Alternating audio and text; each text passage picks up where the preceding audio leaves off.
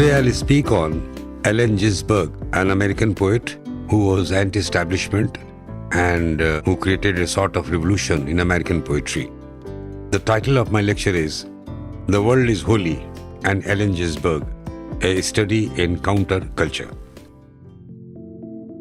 Beat movement, a bohemian rebellion against established society, which came to prominence in about 1956 and had its centers in San Francisco and New York. The term beat expressed both exhaustion and beatification that the writers, tired of conventional society and disgusted by it, believed that from all aspects of the manners and mores of what they saw as a corrupt, crass, commercial world would bring its own kind of blissful illumination, aided by drink and drugs.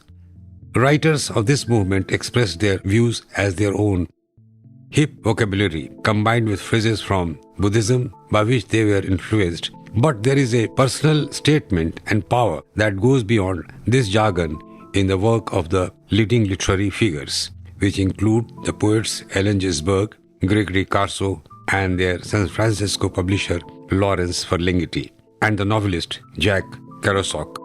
Older writers who were related to the movement included Norman Mailer, Henry Miller, and Kenneth Rex Roth. Ginsberg is the leader of the Beat poetic school. Ginsberg represents a cross-section of post-war American poetry. Ginsberg's poems invokes Walt Whitman and by doing so contrasts Whitman's American dream with the reality of the American present. It is conspicuous for its rolling lines, and if we are to take Ginsberg's critique of America seriously, we ought to ask whether there is any justification for their rolling lines, which seem to suggest optimism and self-confidence. Allen Ginsberg's monumental work, Howl, and other poems were first heard in a series of famous readings that signaled the arrival of the Beat generation of writers. The first of these readings took place in October 1955 at the Sixth Gallery in San Francisco. It was Allen Ginsberg's first public performance, and it made him instantly famous at the age of 29. The poem Howl, in part Walt Whitman, part Old Testament, hellfire ranting, and 100% performing art. He saw the best minds of his generation destroyed by madness, starving, hysterical, naked, dragging themselves through the Negro streets at dawn, looking for an angry fix. Angel-headed hipsters burning for the ancient heavenly connection to the starry dynamo in the machinery of night. Ginsberg describes his fellow travelers, the crazy, lonely members of his community of misunderstood poet, artists, unpublished novelists, psychotics, radicals, pranksters, sexual deviants, and junkies, says, "Ah, Carl, while you are not safe, I am not safe, and now you are really in the total animal soup of time." He discovered the poetry of Walt Whitman, the original beatnik. His life was dominated by his mother's bizarre and frightening episodes. A severe paranoid, she often trusted young Allen when she was convinced the rest of the family and the world was plotting against her. Knowing himself to be basically sane, he embraced bizarreness as a style of life, as if seeking to find the edge his mother had fallen over. Reading William Blake one summer, the 26-year-old Allen Ginsberg had a tremendous mad vision in which Blake came to him in person. This was the great moment of his life, and he joyfully told his family and friends that he had found God. He introduced himself to the important New Jersey poet William Carlos Williams, whose epic visionary poem about the town of Paterson had impressed Ginsberg greatly. He was the first beat writer to gain popularity when he delivered a thundering performance of his new poem Howl at the now legendary Sixth Gallery Poetry Reading in October 1955. The great poem, conveniently publicized by a bungled obscenity charge that made Allen a worldwide symbol of sexual depravity. According to Bruce Cook in his book, The Beat Generation, Ginsberg even mellowed considerably during this period after traveling the world, discovering Buddhism and falling in love with Peter Orlowski, who would remain a constant companion for 30 years. Perhaps most importantly, he exorcised some internal demons by writing Kaddish, a brilliant and surprising poem about his mother's insanity and death.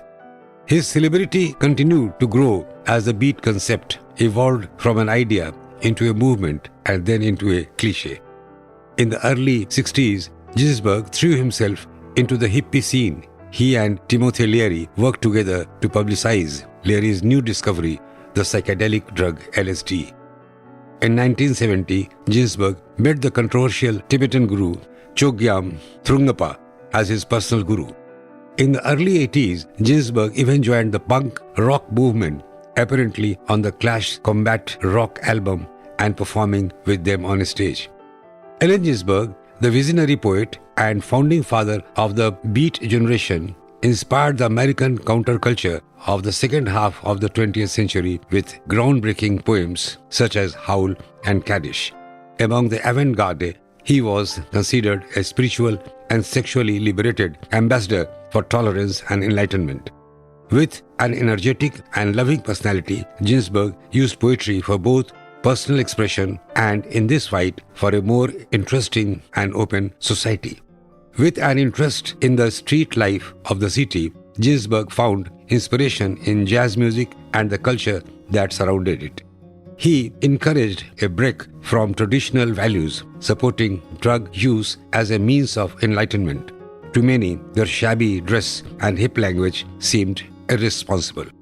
Using LSD, marijuana, and other drugs, he attempted to expand his consciousness and wrote a number of books under the influence, including the Yage Letters and William Burroughs. Coining the phrase flower power, GINSBERG encouraged protesters of the 1960s to embrace a non-violent rebellion. By the 1970s, his fame had grown enormously, and though he was using drug for interest in Buddhism and yogic practices, he remained important to newly formed youth movements. By the 1980s, GINSBERG was the most famous living American poet. As a writer, he continued to publish challenging and personal verse, and as a celebrity, he maintained an international presence as a spokesperson for peace and tolerance. They dance, they talk, and simple before the door, they lean on a leg, hand on a hip, and posture untidy in their hearts.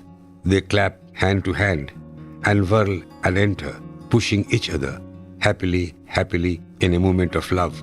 In the midst of broken consciousness of mild 20th century suffering, anguish of separation from my own body, he says, GINSBERG says that in the midst of the broken consciousness of mild 20th century suffering, anguish of separation from my own body and its natural infinity of feeling its own self, one with all self, instinctively are seeking to reconstitute that blissful union which I experienced so rarely I took it to be supernatural and gave it to holy name. Thus made He-Man laments of longing and litanics of trampancy of self over the mind illusion Meccano universe of unfeeling time.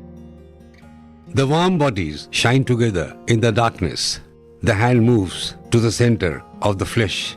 The skin trembles in happiness, and the soul comes joyfully to the eye. Yes, that is what I wanted. I always wanted to return to the body where I was born.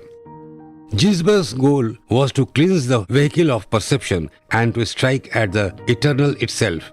GINSBERG was a keen observer of the human scene and was convinced that the human sensibility occasionally jolted, and by historical catastrophe was considerable resilience to recover from existential vicissitudes. GINSBERG saw the need for a more vibrant and daring society. His belief in Zen Buddhism made him the guru of a new generation, a cult figure for dropouts of all ages who responded to the romantic mystic and pacifistic idea of flower power. The poetry of GINSBERG has a tremendous vision of transcendental consciousness. Spiritual journey of GINSBERG probes deeply the traditional wisdom, literature, and the latest philosophic theory of Zen Buddhism. The awareness that you are not and you have to look into nothingness, merging, melting, and transcending to the total bliss of nirvana. GINSBERG unfolds the mystery of existence, is in search from a man of lost generation to a man of faith, to the new awareness. By the late 1960s, under the influence of the counterculture and the war in Vietnam, America had begun to be seen in third world countries as a new imperial power.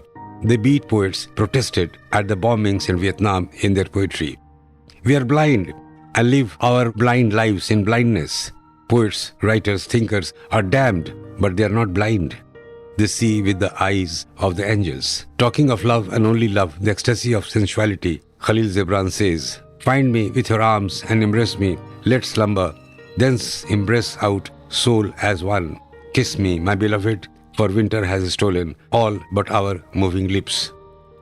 So we come to an end to this lecture, and I would like to tell you that Ginsberg was a revolutionary poet in his own way. In 1970s in America, in American life, you see a sort of revolutionary process had begun in arts, in literature, in science and social life. And hippie movement was taking place.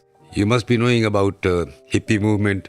And beatnik poetry, which was propounded by Ginsberg, was also a part of hippie movement. And they were anti-establishment people.